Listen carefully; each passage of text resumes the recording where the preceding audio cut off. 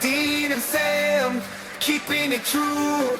Watching old movies so you don't have to. With the benefit of hindsight, we'll see where the movies truly are. Or did they change history? Hello there, and welcome back to the Benefit of Hindsight podcast with me, Dean. And with me, Sam. So for those of you who are joining us at episode 1 of the podcast and haven't listened to episode 0, it's probably going to be helpful to you to know what we're doing. So Sam, why don't you explain to our listener what it is that we're doing here with our podcast? Yep, it's a podcast that we're doing together. The Dean is my dad, I'm obviously his son, and what we're going to be doing is watching movies again that we saw together at the cinema in the past. So when I was a kid, we would always go to the cinema. We'd see a varying amount of movies. We'd obviously have an opinion way back then, and then growing up, seeing the movies later, has that opinion changed? That's what this is. So we rewatch the movies, which we announce every week. We give it a memory score before we start, out of 10, based on our memory of it. And by the end of it, we decide whether or not our memories and opinions have changed of the movie, which we're going to call a rewatch score. So yeah, we're just going to discuss the movie's ins and outs. Would you say I've missed anything there? No, I don't think so. I think that's pretty clear. So yeah, so the benefit of hindsight is whether or not we see the movie differently much later on after watching it. And we decided that it would be nice to do for our actual episode one of the Star Wars saga. So we've been looking at episode 1, The Phantom Menace. So we gave the movie a memory score, and I gave it a 2. Sam, what did you give it? For me, I went right in the middle and gave it a 5. I thought a very generous 5, but that gave us an overall score of 3.5 for The Phantom Menace. So we had a brief discussion about the movie, about what we remembered about it, and since we've had that discussion, both Sam and I have gone away and watched the movie again, independently. We haven't watched them together. We've independently gone away and watched the movie, and we're now going to discuss the movie to see whether or not our scores and memory of the movie has changed with, as the podcast is called, The Benefit of Hindsight. Just a bit of a plug for the name of the podcast, but yeah. Got to get that in. The Benefit of Hindsight podcast with Dean and Sam. So we have a 3.5 overall for episode 1, The Phantom Menace. So how are we going to do this, Sam? I mean, we can just sit and talk about the movie if you want to. I guess my first question is, before we get into the detail, you gave it a score of 5. How fair do you think that score is, having rewatched the movie? And then once we've done that little bit of conversation, we can then get into the discussion as to why that is. Yeah. I don't know if I was being a bit too fair. Because obviously I think from watching it in more recent years, based on the other movies that have come out, I think I think what I've discovered is it's the first part of a huge saga. I mean, might not have been done in that order originally, but it's episode 1. And I think when I've been watching it in the past, it's because I'm watching episode 1, 2, 3, 4, 5, 6, and any other ones that may be in between or after. So it's always just been the first chapter, and you don't really remember the first chapter of any book that you read or anything like that. So I think I was generous in the sense of it's Star Wars, here we go, first episode. But looking back, my score, the rewatch score, which I'm not going to reveal yet. No. I think it's changed, mostly based on the fact that it's episode 1, and I need to watch the rest of them to come up with a real opinion. Do you think the movie suffers too much from, I don't know, I'd call it retrofitting? So because it's the first chapter or episode of a much bigger saga, and we've already seen the bits in the middle, did you get a sense that you felt that the movie suffered a little bit from retrofitting? So you've got to tell a story, but you've already created the parameters for that story later on. Yeah, I think I would agree with that. I think it is. See, I've got this thing, which is not trademarked, but I'll say it is, of sequel syndrome, where you go and see a movie, especially the Marvel movies with this one, you sit and watch it, and it's just the beginning of the story. And you see all the characters, you meet all the characters, and you get to know them, you get to know their positives, their negatives, what drives them, and that kind of thing. But then you're left wanting more when the film ends, because you don't, you. It's nice to have that introduction, but what you want is the actual middle bit. I don't know if that makes sense, but you want, like, even when you're eating a sandwich, you don't just want the bread, you want the meat in the middle. Yeah, I get that's a really good metaphor. I get exactly what you want or what you mean. And what I found rewatching the movie was, and I'm not going to reveal sort of overall what I thought about it, but I definitely feel that it suffered a little bit from what in my mind is retrofitting. So you've already set the parameters for the story, and then everything you have to do must fit in with those parameters. And it just felt a little bit like some of the plot lines and some of the character development is a little bit squeezed. I can't think of a better word for it than that.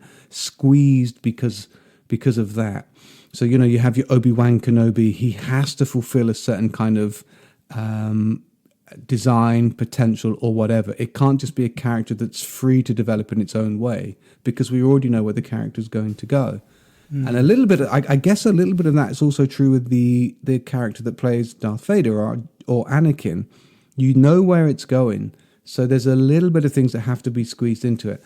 But I guess that's kind of a minor thing. I do want to say, and I don't want to talk for too long before I let you have a go, the one thing that struck me most of all, I'll rephrase that, not most of all, but certainly something that struck me was actually just how good the cast is. Yeah. It's a very, very good cast. You have some very good actors in it. I think as well, on top of that, you've got a lot of legacy characters here. So you've obviously got, who's been playing Darth Vader / Anakin Skywalker, and especially Obi-Wan Kenobi. So going in from that beginning must have been terrifying, especially back then when you didn't have social media to tell what everyone thought of the casting.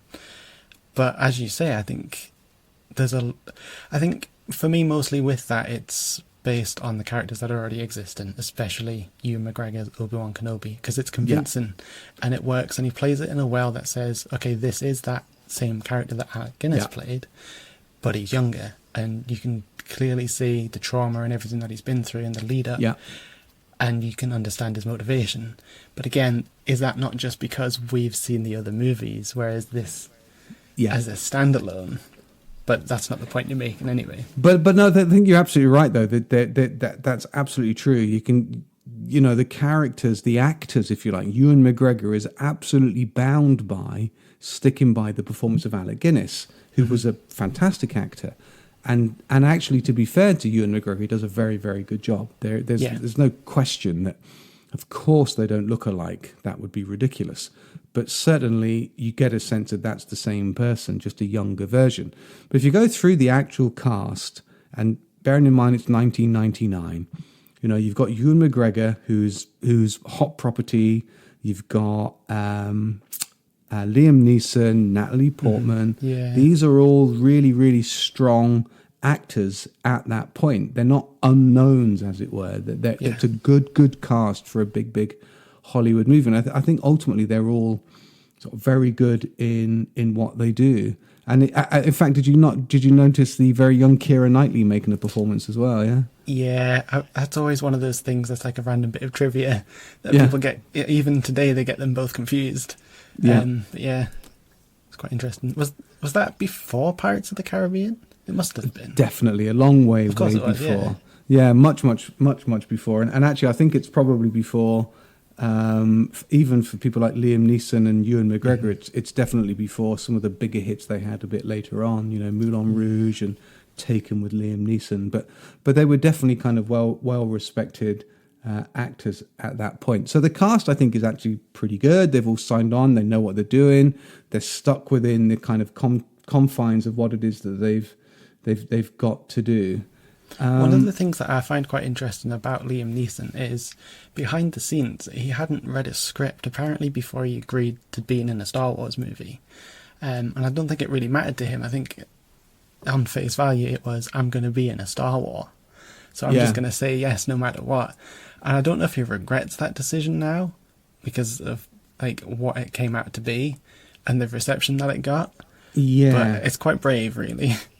It's a brave choice, and I think Ewan McGregor had said. I think he has actually on record said something similar about you don't turn down George Lucas, you don't turn down Star Wars, but and I think that's definitely true. And I guess Natalie Portman, who was a child actor at that point, she'd been in Leon and various other things, but obviously sort of quite well respected. So the cast is decent, and they do a really, really good job with what I would describe, and forgive me for saying this, is some quite terrible dialogue. Yeah, and that's always been a bit of a Star Wars issue. But I think it somehow at some point got a bit worse, and will only get worse as it goes on. Yeah, there's... I tell you the one thing I did notice, and I don't want to sort of get too far off topic too quickly, but Jake Lloyd, who plays Anakin Skywalker, I think the plan is for him to be the kind of all-American kid, right? Right. And at some point in the movie, I kind of expect him to say "gee whiz" or something like that. There's always these little Americanisms that he has, and it just feels like he is the all-American kid. And his dialogue in particular was challenging, shall I say? Right. And it was just, gee whiz, gee willikers. I'm sure at one point he says wizard. Absolutely. There's all this stuff that he does. And is it really, really desperately unfair to say that he's not a great actor, Jake Lloyd? Would that be too unfair, do you think? I think it's always an issue with child actors, where they either really sell it or they really don't. I know from audition tapes he was one of the better ones to play Anakin, but I think it is just... I think Harrison Ford said it once, that you can write these things down, but you can't say them. Exactly. So I would honestly put some of it towards that, being young and starting out, and also being given the most complicated script ever. Yeah, absolutely true. Yeah, he's I guess the actor himself is only 9 years old when it happens, and he's got to deal with all this complicated dialogue. But I did think if he says "gee whiz" or something like that, I absolutely wouldn't be surprised. While we're on the subject of Anakin Skywalker, played by Jake Lloyd, maybe you can clear something up for me, because I had a question when I was watching the movie, and I think it's probably fair to say you know a little bit more about Star Wars than I do. I don't know. But I had forgotten in the movie the famous line by Anakin's mother, "There was no father." Yeah, okay. So am I right in thinking then that in the Star Wars canon, Legend of Star Wars, that Anakin Skywalker is essentially a virgin birth? Yeah, I think they've addressed that more recently, but in the comics. So I don't think anyone... And that alienates a lot of fans. It felt to me like it was unresolved. And I've seen all 9 movies. It felt to me that it was a bit unresolved. Absolutely. I mean, I don't even read the comics. I just find these things in passing. So it doesn't even address it to me, really. But apparently what it is, and might cut this if I'm wrong. I could fact check, but if you get a big blip here, that's because we've cut this bit out. But carry on. Just a sudden change of subject. Well, I think what it is somewhere along the line, Palpatine, the Emperor, did some Force magic, whatever, and created a baby.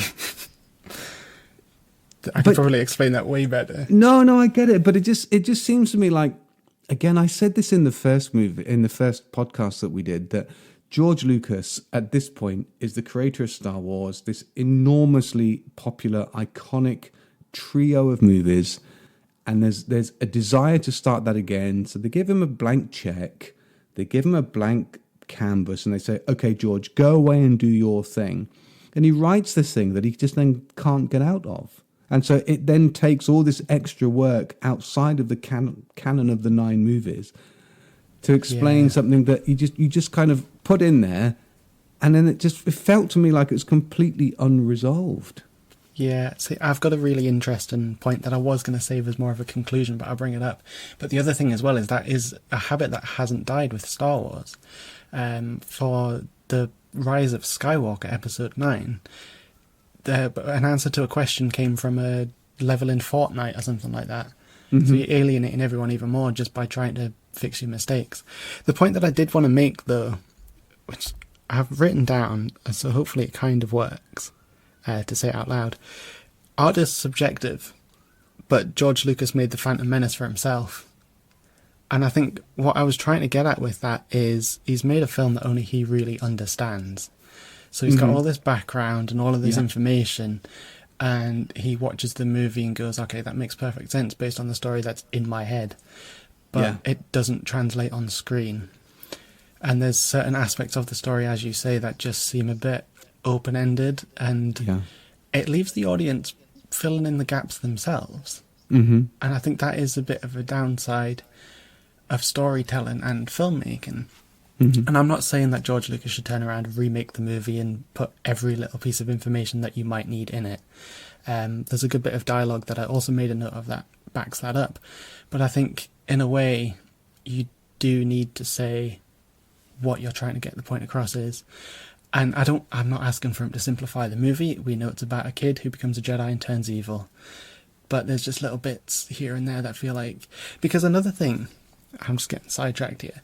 No, carry on. It's good. When Darth Maul is fighting Qui-Gon and Obi-Wan at the end of the movie, the behind-the-scenes understanding of that is it's Duel of the Fates. And I know that's the name of the song, but it is essentially, if Qui-Gon lives, Anakin gets trained by Qui-Gon, and the whole saga is completely different. But because he loses, it's Obi-Wan who does it. Duel of the Fates. It's Anakin's fate that is in play at that moment. That is quite some insight. I don't think it was from me. but it's definitely insightful from somebody, because all I remember about that bit when I watched it again was, I didn't know Duel of the Fates was in episode 1. I remember it absolutely from episode 3. But I got quite excited when I heard it in episode 1. But that's actually... quite insightful, yeah, of course. I think there's a version of it in episode 3, and I suppose in a way it just sort of adds to the Duel of the Fates thing anyway, but at that point you know who's going to win. But yeah, it's been looked at before. There's quite a lot of things that I have seen about the behind the scenes of Phantom Menace, which I found quite interesting. There's Sam Witwer, who I don't know if you know, but he does some of the voices in the Clone Wars series of Darth Maul and Emperor Palpatine and a few others. And he's once spoken about how the first time he sat and watched, I could be completely wrong about this, don't quote me on it, he sat and watched Phantom Menace and thought, hang on a second, what is George Lucas trying to tell us here? What is the point of the story that he's trying to get across? And that also just goes with what I was saying about he's made a movie for himself. But it's more of what is the story that he's trying to tell? And obviously there's the whole CGI thing, and he's paving the way for the future of movies, but it sort of sits as a I don't know, like a piece of storytelling that he's trying to get the point across. And I don't think it really... Nowadays you get movies where you can look into it and it's about wars in countries or coronavirus. And you can read between the lines. But with George Lucas, it's trade federation. What is he trying to get across? And I do think in a way, I know there's a lot of complaints about the trade federation and I totally understand them. But I think as the starting point of Star Wars, it is a good place to start it on the most menial thing that creates a war and then creates the whole story. I don't want to jump in and interrupt you there, but I think if I think back to when I first saw the movie, and this is essentially the meaning of the podcast, I do remember thinking trade federation, taxation routes, etc. What the devil is this all about? And then when I watched it again, with the benefit of hindsight, I thought that's actually very, very interesting and really not quite as bad as you might think. The seed for this enormously long, complex space saga is something very, very trivial. And actually, if you can then go back through history, and again, I'm not an expert on this, but if you then go back in history and you look at all the major world conflicts, they all begin with something that's actually fairly trivial, and a disagreement about something somewhere. So I actually think you're right about that. I think that's actually much more telling than just, we should have started with something. You know, the fact that the whole of the Skywalker saga begins with a trade dispute. I think that's actually quite meaningful. In some ways, I think it's actually very insightful and quite intelligent. Yeah. I had a point then, but I forgot. That does, by the way, before you jump in with your point, the insightful and intelligent in no way excuses Jar Jar Binks. That's a good segue. Yeah. It's just not an excuse though for everything else that follows. So let's talk about Jar Jar Binks. Let's go straight to Jar Jar Binks before we get deep into film and political theory. Let's stick with the obvious things. Yeah. Sam, talk to me about Jar Jar Binks. It's one of those controversial topics and subjects. Without going into the background of it immediately, we'll just stick with the whole benefit of hindsight. And when the movie came out, not a lot of people liked him. And you can totally understand that if you look at it as immediately as reading something in a paper. Why is this so hard? It's a difficult one for Jar Jar because he's like Marmite. You either love him or you hate him. You secretly love Jar Jar, don't you? I don't know anymore. I think you're sitting on the fence here because you want to Yeah. say something really positive about Jar Jar, but actually you're sensing that I want to say something really negative. So I think you're trying to cross a bit of a line here.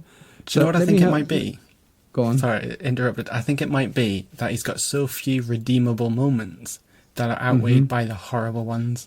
And that's Yeah. why because I'm sure there's something that could be good about him, but then it's not. And I think the best part of including Jar Jar in that film, for a starter, because I know he's in the other ones, is comic relief. Yeah. And I'm not sure it really lands. It's just annoying. Yes. To kids, it might be different. Yeah. I think as a kid, I probably lapped it up, but nowadays it just doesn't quite.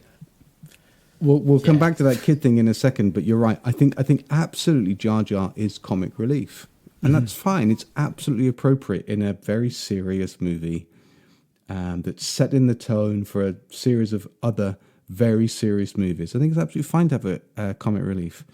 My problem with Jar Jar Binks as the comic relief is that he isn't funny. Yeah. You know, if you hear the line "How wooed" 3 times, Yeah. it might be funny once, but it's not funny the second time, and it's not funny the third time. I think it's a very common trope these days anyway to have that sort of one-liner character come in and say a stupid joke when it doesn't need to be. One thing I can think of is when they're all sat around Shmi's dinner table and they're having quite a deep conversation about everything, and Jar Jar's just trying to steal fruit. Yeah.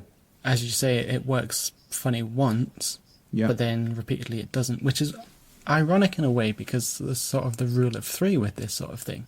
Yeah. And eventually it just becomes funny, but it doesn't. It's just No, a good run-in joke gets funnier yeah. as it runs along. And actually, that's very interesting. There's quite a lot of run-in jokes in the movie that don't land. There's always a bigger fish being one of them. Yeah. So it's funny once. It's not funny, but it's at least understandable. But stop doing it, right? I was going to say something there about Jar Jar. Okay, so my problem with Jar Jar Binks, in addition to the fact that he isn't funny. Actually, I want to say something positive first. Jar Jar Binks is really first. The Jar Jar Binks is really the first CGI character in movies. Yeah. Okay, fully CGI character, and I think if you think now that movie is a quarter of a century old, so it's 25 years ago. Okay, I think the actual technology behind Jar Jar is great. Of course, you can see the joy in. Of course, you can see they're looking at a tennis ball on a stick. But nonetheless, as a fully realized CGI character, kudos to them for that. It's fantastic, and it's really, really good for that. There should be a moment in which Jar Jar is truly heroic. He can be an idiot. That's allowed. There should be a moment, though, when he proves why he's important, integral to the plot, why he is sympathetic, and he gets a payoff, and we're with him, and we love him for it. And unfortunately, that's the bit that's missing. The time that Jar Jar gets to be heroic is because he's got a gun stuck to his foot. Yeah. So it's interesting that you do mention that, though, because there's a thing in writing a script, which is Save the Cat. And a good example of it is you introduce a character, he looks like a police officer, let's say. He's a tough man, he works by the law and all of that, but then he sees a cat in a tree and he saves it. Big heroic moment. And like, as you say, Jar Jar does not have a moment where he, quote unquote, saves the cat. No, there's never a moment where you just think, well, that's why Jar Jar is there. Jar Jar has done a thing. And actually, the one time when he arguably does something good is that it's just an accident. It's not fair on the character. And I actually think that deep down inside of us, and I'm going to get really kind of over the top here, but it's okay for Jar Jar to be an idiot if at some point he does something really, really well. Yeah, I'm not going to necessarily disagree, but I will throw in a little possibility. Go on. That Jar Jar's point of the movie, to me, rewatching it, could be quite... Well, Jar Jar's point of the movie, rewatching it for me, is that they get to a point where they go back to Naboo and they say, we're going to need some help. And that is with the Gungans. And obviously they've got Jar Jar as the sort of means to go and discuss it. Yeah. Not that he has a good history with them. But he turns up and everyone's gone. And they assume it's because there was an attack, but it was actually because when Gungans are panicked, they go to their sacred place to hide. And I think without Jar Jar, you don't have an army that can take on the droids. And I think in a way, that could be his role in the movie. I know he has a bigger role later on in the second and third movie, and he's quite important there, but you need it in the first movie. And I think, if anything, that's it. Yeah. But then again, could that be reworked, or do you just remove the whole battle droid army? Because that was another thing. And I know we're talking about the end of the movie quite early on. why are droids so useless? Why can't stormtroopers aim? It's just like you've created these perfect robots, fighting machines, and they're just useless. But again, I think that's to do with the other movies, because Palpatine's in control of all of it. So he needs a disposable army that can just keep everyone busy until he can use the clones. That's very insightful. I did not think of the disposable that's army. Looking at the bigger picture.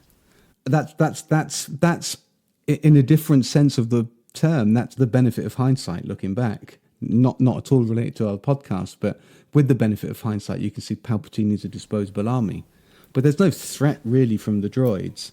Palpatine for me is a bit of an issue as well. Right. I like your views on Jar Jar. I'm going to find this quite difficult to express because I don't really know what I want to say about it. But seeing the Emperor at the end of the movie, there's a bit where you see the Emperor at the end of the movie. It's completely unnecessary. Okay. And I can't remember which bit it is, which is hardly useful for a podcast in which we're discussing movies. But there's just a bit where Palpatine appears to the Trade Federation. And it's so clear that they're talking to... who's Palpatine's alter ego? What's his name? It is Palpatine. Oh, it's just Palpatine. So sorry, yeah. So they're talking to the Emperor as we would understand it, but it's so obvious that it's Palpatine. His disguise is rubbish, and it's just like, how do they not know what they're doing here? And I just think that there's a little bit of I just think it's a bit problematical. I can't really describe it. You might want to cut this bit out, but I just think that if Palpatine and the Emperor are the same person, it's almost like, so there's a bit at the end where I just felt, why are they in the same room together? Surely someone's going to figure that out. And he's talking to the Trade Federation and they're like talking to the Emperor. It's like, well, everybody in the world could see that's Palpatine. His disguise is rubbish. Yeah, I see what you mean. Before we sort of finish our discussion on the Phantom Menace Episode 1 and give it our kind of new benefit of hindsight score, a couple of other things that I think I want to mention. And this is a thing that I think is actually quite key to the movie. Star Wars, 1977, Empire Strikes Back, I think is 79, Return of the Jedi 82, somewhere within that time frame, were very, very popular with children. Okay, so I remember Star Wars. I remember Return of the Jedi when I was 11. The cards, the chewing gum, and all of that kind of toys and everything else. And it was enormously popular with the child audience. So when you come back 1999 and you're going to make The Phantom Menace, you're aiming your movie at children. So because of that, you get rubbish droids, you get the rubbish joke of Jar Jar Binks, you get an enormously long podcast race, which we haven't even talked about, but let's be honest. Podcast race. It could be 5, 6, 7 minutes shorter, right? But it's got this little kid being awesome in it. And I think George Lucas made a kids movie, and his misjudgment was that everybody watching The Phantom Menace in 1999 was a 30-something-year-old male, female, who was then taking their children along to go along for the ride of what they had seen. That's certainly why you and I went to see the film. Right. So, but the people that are judging the movie and talking about the movie remember Star Wars from their childhood. So George Lucas has just very innocently made a kids' film and not realised that everybody watching it is a 30-something-year-old adult. Is that a thing, or am I just going too far? I think that is a thing. But is that not a similarity with Return of the Jedi, when teddy bears saved the day, technically? Well, we can come back to Return of the Jedi, because don't even get me started on teddy bears saving the day. You and I have had a very, very long conversation about that. I think I ranted for an hour on teddy bears saving the day. I think so. There was another rant that I remembered that Yoda was behind everything else. Well, that's a different podcast. I've got a note here that says, how bad are the Jedi? I don't mean bad as in evil, but Yoda is supposed to be this incredibly intelligent, insightful, old kind of Jedi master. And at any point, he could have stopped what was going to happen. He didn't need to give Obi-Wan Kenobi permission to train Anakin. He knew that it was wrong to do it, but he did it anyway. Yeah, one thing that stood out to me was that this time around was watching that scene where he basically says, I don't agree with it, but the council says yes. And it's like, hang on, aren't you in charge of the council? One of the big voices that controls the whole thing. Why can't you just say no or just say yes? Yeah, show some leadership, Yoda. I don't agree with it, but you all do, so I'm going to back down. That's the absolute antithesis of leadership. The definition of leadership, he says, no, I'm really sorry, but I'm right and you guys are wrong. Yeah, I think another thing as well that I've noticed as I've gotten older is how rebellious Qui-Gon is against the whole thing. He'll go against the council whenever he wants to. And arguably it leads to his downfall. But, I mean, that's just the way the story works. But it's just interesting to see. And I wonder as well if, as Duel of the Fates, how that would have gone down for Anakin if Qui-Gon was his master. Mm-hmm. Yeah. Would they both have been rebellious? Because Anakin later on is quite rebellious, but is that because he's under the teachings of the council? I think the whole time, this could be a bigger debate, the whole time the council is wrong. Yeah, I agree. George Lucas definitely started to show that in that movie. Yeah. But again, that's more of a world building thing that takes further. There's probably one other thing that we should say before we move on from this, and that is watching the movie as an adult. I mean, we should be honest. I'm a middle-aged man, and I just felt really bad for Anakin's mum. Right. Why, as part of their deal, can they also not rescue her? And by the way, why not just take her? What's the worst that can happen if they just say, look, no one's looking, come with us? What's the worst that can actually happen? Apparently some sort of chip that would explode or something, electrocute them. Right, but would I be right? Not explained. That's probably in a comic that later explains a massive error in the movie. What's also interesting is Anakin says he'll come back and free her, and he never does. He never does. When he does come back, well, when he does, she's already free, right? She's already been freed. And it just strikes me as you're the Jedi, right? You've got all this stuff that you can do. This woman's a slave. You're going to rescue the son, but not her. Why would you do that? Of course, if you then go into episode 2 and episode 3, it makes all the sense in the world. You know, there's all the Freudian mummy issues that Anakin has. But is it not just a bit mean that they don't bother to rescue her? But there's another part of that as well, is that, I can't remember the line directly, but apparently the Senate or whatever doesn't exist for the Outer Rim Tatooine. But why can't a queen, Amidala, why can't we just rescue everyone from Tatooine? Yeah. Also, I think they've got loads more things to say, but why are Republic credits no good? If Tatooine is the hotbed of all things that are wrong, and money and trade and everything else, it's the Republic. Yeah. It's like I don't know. Just no, your money's no good here. Why is your money no good? And the roll of a dice. The roll of a dice decides the fate of Anakin Skywalker. And it's fixed as well, because Qui-Gon uses the Force. Exactly. So the whole thing rests on the roll of a dice. Is Qui-Gon the chosen one? Yeah, maybe he is. Maybe he certainly is. Okay, so there's 1,001 things we could say, and we could go on forever. We're not talking about pod racing. Pod race. I'm going to say one thing about the pod race, and I defy you to disagree with me. Too long.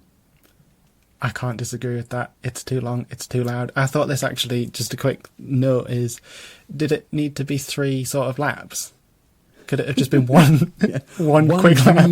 One really exciting lap. I'd add a few more little obstacles in the way. Yeah. Anakin wins. Bravo. Yeah. Let's move on. Have you heard the theory, though, that the Tusken Raiders, who are there to just shoot at people, are actually time travelers going to kill Anakin Skywalker from creating mass genocide? I've not heard that theory. I should tell you that I love that theory. I so want that theory to be true. In fact, now you've said it as a theory, I believe you. I absolutely believe the Tusken Raiders are actually just time travelers. When the Tusken Raiders do that thing in episode 4, and they're trying... Who is it they're trying to kill in episode 4? Do the Tusken Raiders... Luke. Yeah, they're trying to kill Luke. Yeah. There you go. Does that confirm or deny the time traveller thing? I want to say it confirms that. I don't know how, but it does. I do too. So if you want to disagree with us about whether or not it confirms or denies it, you know our email address. Sam will give you that before the end. So I'm going to go straight to my score. So Okay. I gave it a 2 on my memory watch. So I remember being deeply disappointed. I didn't like it. And there's 1,000 things we could say, and there'll be whole reams and worlds of people out there that will be screaming at us if they listen to this podcast about things we could or could have said and we didn't. But I'm going to go straight to my score, and I gave it a 2. I tell you one thing that did happen to me when I watched episode 1. I really wanted to watch episode 2. Yeah. And in the context of what we're doing as a podcast, I can't do that. I have to wait until we're ready to do it, yeah? Yeah. So I did think, I really want to watch episode 2. And I've thought quite a lot about this. If I was to up my score to a 4, for example, I would be saying that the movie is twice as good as I remember it. Okay, yeah, I see that. And I'm not sure that's true. Right. But I'm going to be really controversial here. Okay. Despite all the issues and the problems that we've described and discussed in a really detailed, geeky kind of way, I actually really enjoyed it. It's a really good ride from start to finish. I thought the casting was great. I thought by and large some of the acting was good. I enjoyed seeing that fella from Casualty. If you're an American listener, that's a long-running English soap opera, and because it's been filmed in England, you get these random English actors that sort of pop up from time to time. I really, really enjoyed it, and my Benefit of Hindsight score is, notwithstanding all the issues, just as a piece of entertainment, 2.5 hours. I thoroughly enjoyed it. I'm going to go 5. Wow. Okay. So my original score then. Yeah, I'm going to go right where you are.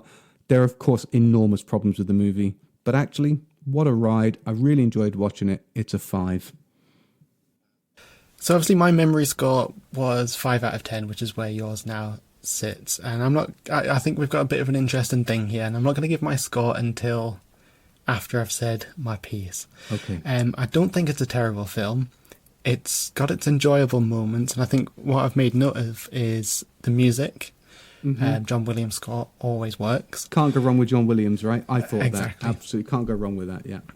The action sequences I really enjoyed, especially at the end, with Duel of the Fates. I do think that could have been improved, as I've kind of mentioned anyway, about the whole droids versus Gungans. It feels a bit chopping and cutting, and it's a bit everywhere. But then again, dialogue, it's bad. It's not great. There are some moments that I did appreciate. One of those that I'll throw out now is, off the top of my head, Anakin mentions pod racing, and Qui-Gon goes, they've got pod racing on Malastare. And I think that's a really good bit of expository, is that the right word? Exposition dialogue that says, okay, pod racing exists, we know what it is. That's fine, it exists. So I think that works, but then obviously there's bad dialogue too, like some of the childish jokes and just some of the explaining here and there. As you've mentioned, it is better when you're viewing the other prequels with it and the rest of Star Wars. But that is something that I think we'll discover as we keep going. There's a lot worse Star Wars films, I think. I'll not name who made them. And I do think it's aged well enough for what it is, but it's not as well. It doesn't work as well as a standalone piece. That being said, I hummed and hawed whether my score would go up or down, and I have unfortunately settled on down. So I've given it a 3 out of 10 instead. Wow! Because I was in the middle, but there were moments when I was like, this isn't as bad as I remember it, but overall, I don't think it's quite as good as I remembered it. Wow. So let's should we do the aggregate score? So we had a 2 and a 5, which gave it a 3.5. My new score is a 5 and yours is a 3. Yeah. So that gives an aggregate score of 4. So we're just 0.5 above where we were, but for very different reasons. Yeah. So our overall score for the Phantom Menace, with the benefit of hindsight, is 4. Marginally better than we remember. I do think it could change. It's one of those films where you come back to it all the time, but I think with the addition of the other ones, as I say, it's the first chapter, so I wouldn't bring it up more than what it was. I just think it suffers from its legacy, from its place in the Star Wars canon. But actually, I just thought it was thoroughly, apart from being a bit dull at times, it's only a 5. I haven't given it a 10. It's not outstanding. Just a much more enjoyable ride than I thought it was. Yeah, I think, and that's my review. As well, there's a lot of debate currently as to whether it's the best of the prequels. It's between that and the third one. But at the moment, that's not where I lean. No, it certainly wouldn't be where I lean either. In fact, I can't. Yeah, I'm going to stop what I'm going to say there because I've got quite strong views on Revenge of the Sith as well, but I think for quite different reasons. So right, okay, because I think it's a debate that I'd love to get into, but I want to save it for when we have to get into it. Okay. Yeah. And we've managed to have that whole conversation without once either of us saying the word midichlorians. Wow. I think any podcast on Star Wars Episode 1, The Phantom Menace, that doesn't mention midichlorians has done well. You see, it's interesting though, because I do have points that I could make. But if we're going to keep it at that... Or let's not make the midichlorian points. Well, actually, let me ask you a question. Midichlorians, yes or no? No. Okay. Fine. Completely. I think that's what we need. What's your answer? My if we're going to go with just one word with you, no midichlorians. Okay. Why would you explain something that's perfectly magical without it? Yeah, that was kind of where I was leaning to, but I think we should leave it at that because let's leave it at that. It's a debate that everyone goes into. And now, a word from today's sponsor. Hey there, space racers! Are you ready to kick your pod racing skills into hyperdrive? Introducing the newest energy drink in the galaxy, Pod Racer Power Boost. Packed with all the energy you need to zoom past your competition and claim victory. With flavours as bold as a Wookiee roar, Pod Racer Power Boost will have you feeling like a Jedi Master in no time. So fuel up, rev your engines, and get ready to race like never before with Pod Racer Power Boost, the official energy drink of pod racing champions. May the Force be with you. Now, the complicated bit about our podcast is we now need to spend a few minutes talking about the next film. So, anything else you want to say about The Phantom Menace? I could go on forever. Yeah. No. I'm not saying you shouldn't. I'm just saying we probably said enough. So the benefit of hindsight would tell us that we think overall the Phantom Menace is marginally better, but only because I was quite generous with my score. I can't change my mind now. I feel like I should go back and give it something else, but no, I'm going with 5. Enjoyable After ride. hearing your thoughts, I think I've been too harsh, but it's the way it is now. If you disagree with us, then you can get in touch with us through all our social media channels. We're on Twitter. Sam, do you have the Twitter thing that people can get onto? You're the younger generation. I don't really understand it. So the Twitter handle is at TBO Hindsight Pod. So that's TBO Hindsight Pod. And you can contact us via email at The Benefit of Hindsight Podcast at gmail.com. We'd love to hear any opinions that we get through. especially on the Phantom Menace, if there's anything you agree with or disagree with or think we're widely off the mark. So before we leave you, we need to discuss our next movie. Yep, for episode 2 of the podcast. Episode 2 of the podcast, not episode 2 of Star Wars. It's not just a Star Wars podcast. So I think we should go for something big. Big? So big, you might describe it as the 8th wonder of the world. Or maybe a king. Does that even make sense? It makes a bit of sense. We are, of course, talking about the 2005 Peter Jackson classic, King Kong. King Kong. This is a movie I definitely remember taking you to see at the cinema. I definitely remember it too. Not Can you quite rem- like Phantom Menace, but yeah. Because you would have been 8, I think, when this film came out. That sounds about right, yeah. 2005, if my memory serves me correctly. Mm-hmm. I actually think we went and saw it more than once. I think we did. I think there's a specific number, but I could be wrong. Okay, so I'll tell you what I think, because I think we might disagree on this. I think Okay. 4 times, but you think... 8 times. And I why I think that is, because 4 sounds more reasonable. I think I've mixed the number 8th Wonder of the World with 8 times we've seen that movie. But we definitely went back and saw it more than once, right? We did, because I remember repeat viewings of it. Yeah, me too. And I don't think there was a lot of movies that we saw Nope. more than once. Now, this is also just after Lord of the Rings, which had Yep. been massive. Yeah. And Peter Jackson was hot Hollywood property at that point. Mm-hmm. So everybody, I think, wanted to see Peter Jackson King Kong as opposed to go and watch King Kong again, because I think we'd all agree you can't improve on the original, right? Yeah.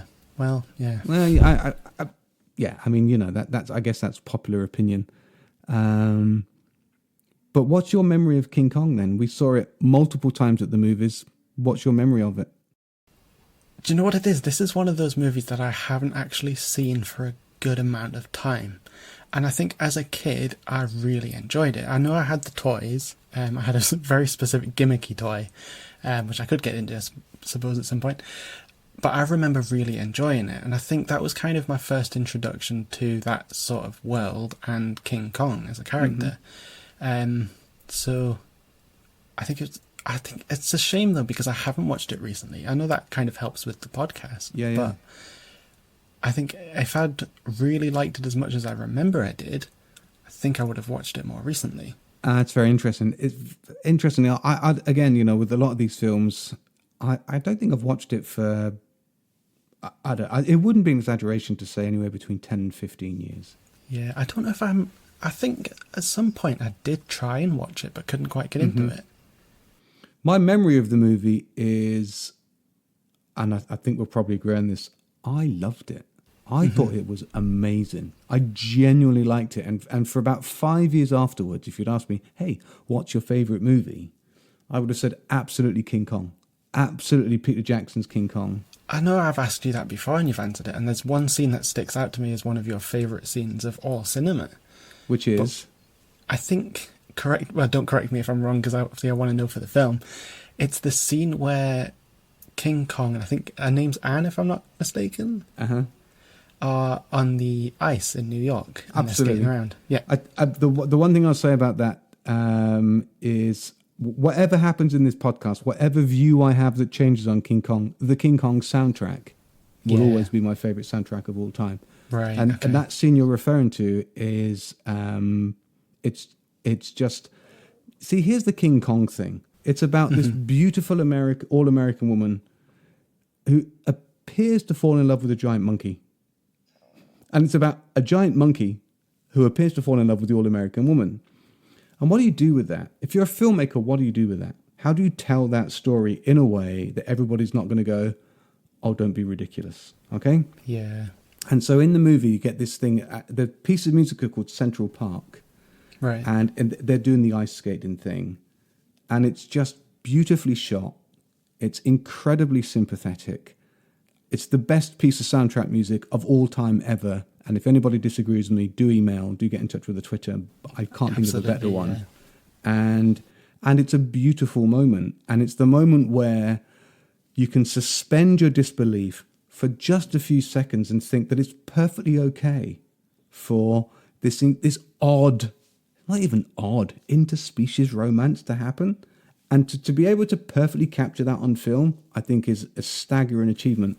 And it's a difficult thing. And you know, notwithstanding King Kong being silly, I just think it's a brilliant piece of filmmaking. So yeah, I have for the longest time I would say that I think King Kong is my favorite movie. I don't know that I'd say that now, but I would have said it for a long time, and I think that's really controversial as a sort of favorite movie. Peter Jackson's King Kong, but yeah, that scene in particular, I feel very strongly is beautifully captured and realized for what is an incredibly complex story point. Yeah, I think what I'm interested in, and they're not comparable at all, but is going from talking about George Lucas's directing to Peter Jackson's.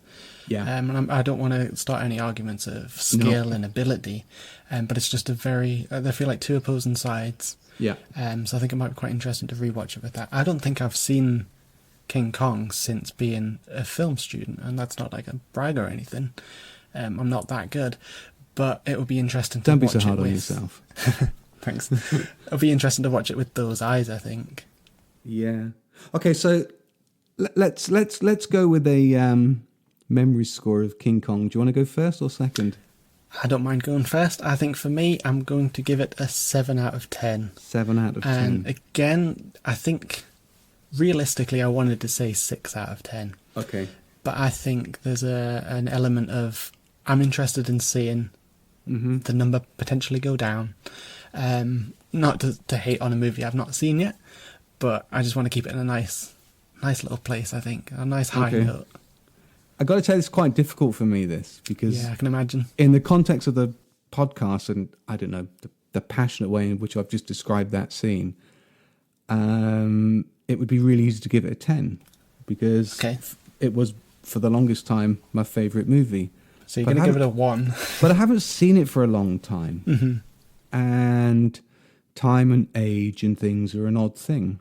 So I'm going to just say that I don't think it's a perfect film. I don't think it's my favourite film.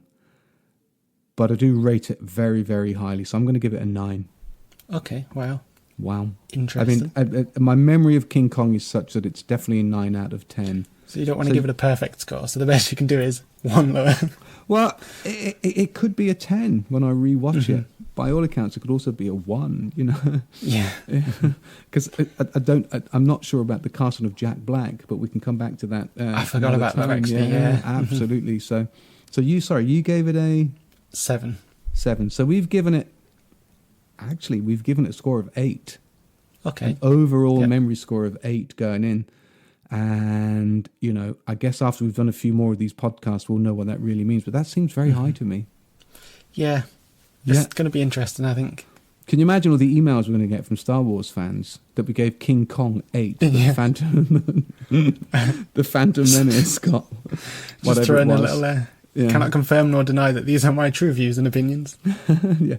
All views and opinions are mine and Sam's and our views and opinions only. And if you want to go and watch The Phantom Menace and tell us what you think of it, feel free to do so. Or if you know that movie well enough without going to see it again, go for it too. Yeah. Well, listen, I think it's a good place to end. It's been a long chat. Don't forget, as you've got the Twitter, you've got the email, which is Sam was referenced and is going to reference again now. Yep. So the Twitter is at TBO Hindsight Pod.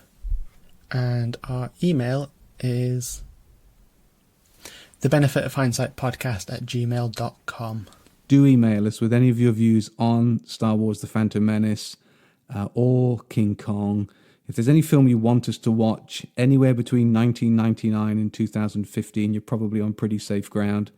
And any comments that you want to add to anything we've just said would be great. And by the way, for a new podcast, we have had a decent amount of interactions on some of our social media and a good amount of downloads. So thank you to all those people out there that listen to what we do. We are going to keep going, and we're not going to stop, right?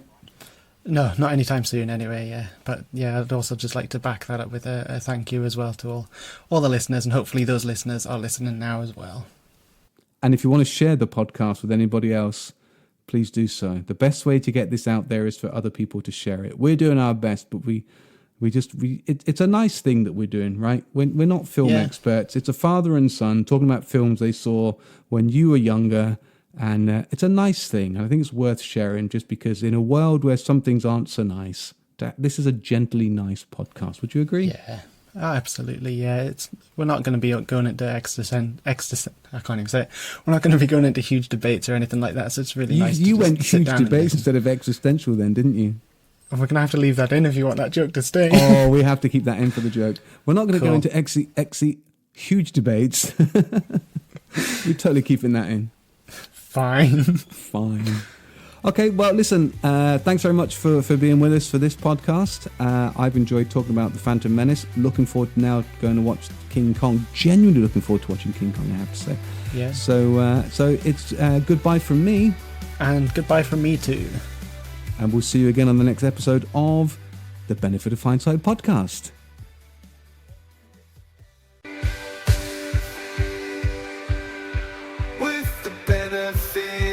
Of hindsight, we'll see what the movies truly are for, or did they change history?